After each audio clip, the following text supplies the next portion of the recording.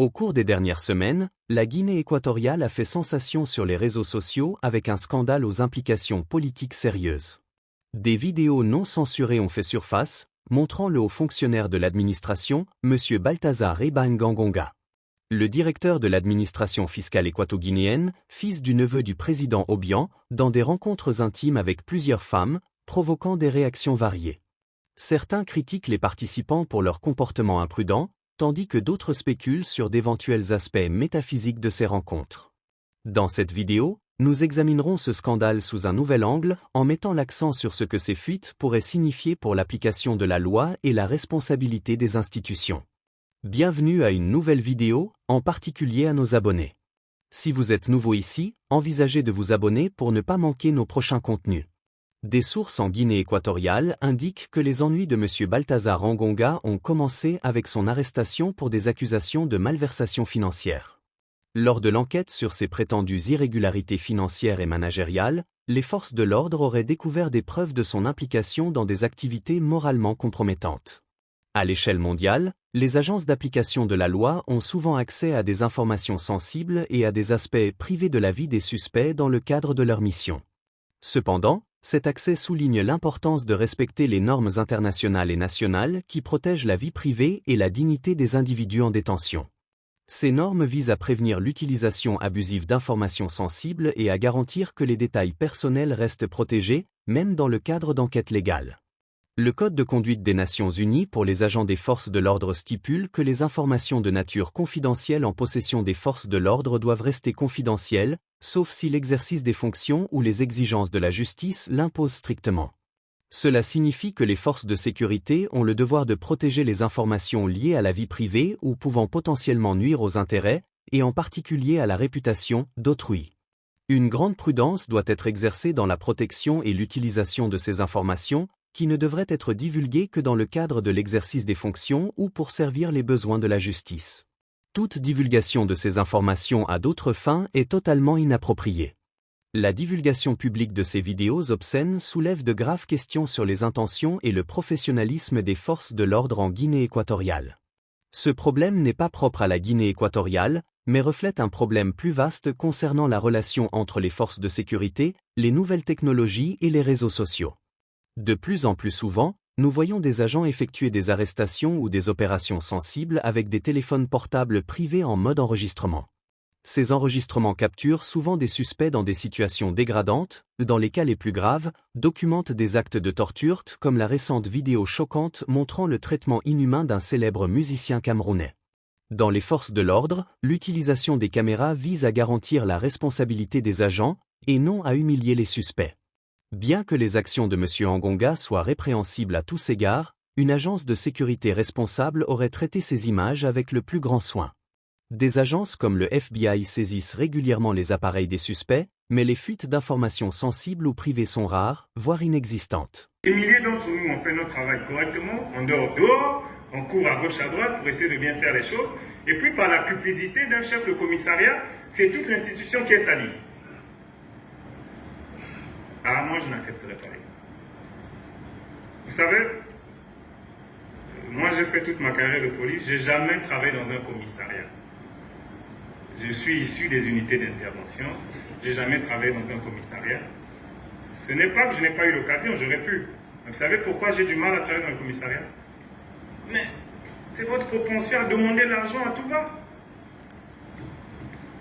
On est dans un commissariat, quelqu'un vient déposer une plainte, vous lui demandez l'argent. Quelqu'un qu'on a agressé, qu'on a volé, vous lui demandez l'argent avant d'agir. Je ne savais pas faire ça. J'ai préféré ne pas aller dans un commissariat. Le comportement des forces de sécurité sur le continent reflète souvent le contexte politique dominant. En Guinée équatoriale, ces vidéos ne se contentent pas d'humilier M. Ngonga seul, elles mettent également en lumière un problème plus profond. Un système politique autoritaire caractérisé par le clientélisme et la corruption. Dans de tels contextes, les forces de l'ordre agissent fréquemment sous l'influence des élites politiques.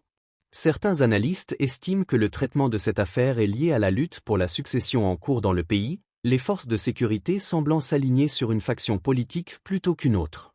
Pour mieux comprendre la situation, il convient d'examiner la réponse du vice-président, un prétendant majeur à la présidence.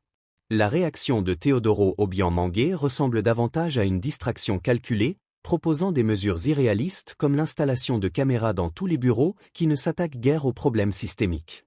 Son objectif principal semble être de stopper la circulation des vidéos, non pas pour protéger la dignité des personnes concernées, mais pour éviter l'embarras de ses alliés. Une chose est certaine, cet incident a éliminé un rival politique potentiel. Pendant ce temps, son père malade, le président, aurait permis aux forces russes de s'installer dans le pays, probablement pour protéger son régime contre les menaces de déstabilisation, en particulier celles provenant de figures comme Balthazar Ngonga.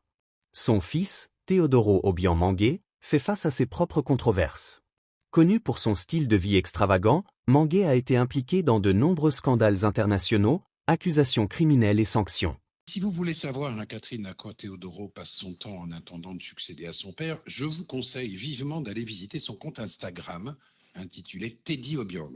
Il n'arrête pas de voyager dans son Boeing surdimensionné et de nous envoyer des cartes postales vidéo de ses activités. Alors, en ce mois d'octobre, certaines étaient officielles, comme ses déplacements au Caire, à Budapest ou à Mexico, pour l'investiture de la nouvelle présidente. Mais cet incorrigible narcissique ne peut pas s'empêcher de nous abreuver d'images sur le côté bling-bling de sa vie privée. Comme, toujours en ce mois d'octobre, faire une razzia chez un habilleur de luxe sur la 5e avenue à New York, jouer au mini-golf ou pêcher le barracuda dans le golfe du Mexique. Alors quand on sait que son pays, la Guinée équatoriale, n'est plus exactement l'Eldorado qu'il était, puisqu'il est officiellement entré en récession depuis 2023, le message envoyé à ses quelques 2 millions de compatriotes est, disons, plutôt moyen, mais clairement il n'en a cure, puisqu'il vit sur une autre planète. Teodoro avait espéré accéder au pouvoir lors de la présidentielle de 2022, avant que son père se ravise et se porte candidat. Depuis, Catherine, il ronge son frein en attendant une élection anticipée ou le retrait du chef que l'on sait de plus en plus affaibli par une longue maladie. Malgré ces problèmes, Mangué a promis une enquête sur les fuites et s'est engagé à tenir les responsables pour compte. Bien qu'il soit crucial de le tenir à sa parole, le piètre bilan des droits de l'homme de l'administration, y compris des accusations d'exécutions arbitraires et de torture, fait douter de l'issue tangible de cette enquête. Pour un véritable progrès, les gouvernements africains doivent se concentrer sur l'amélioration de la formation et de la responsabilité de leurs forces de sécurité. L'école forme la crème de la police, c'est-à-dire les officiers de police et les commissaires de police. Pour ce qui est de la formation initiale, qui dure 2 ans. Mais en dehors de ça, il y a aussi la formation professionnelle. On a les élèves commissaires et officiers issus de promotions professionnelles qui viennent à l'école pour une formation de 9 mois pour changer de grade. Il y a des formations spécialisées. On organise des séminaires de formation pour un groupe spécifique. Et quand il y a un besoin réel et important concernant la police, on organise la formation dans le domaine. C'est des produits de très bonne qualité sur le plan intellectuel, mais sur le plan de la moralité. Seule une gouvernance transparente et responsable peut restaurer la confiance entre l'État et ses citoyens. Pendant ce temps, le scandale Balthazar continue d'agiter la toile à travers l'Afrique. Ça, c'est... Vas-y. La quota la plus belle du Gabon, bijou Zaza.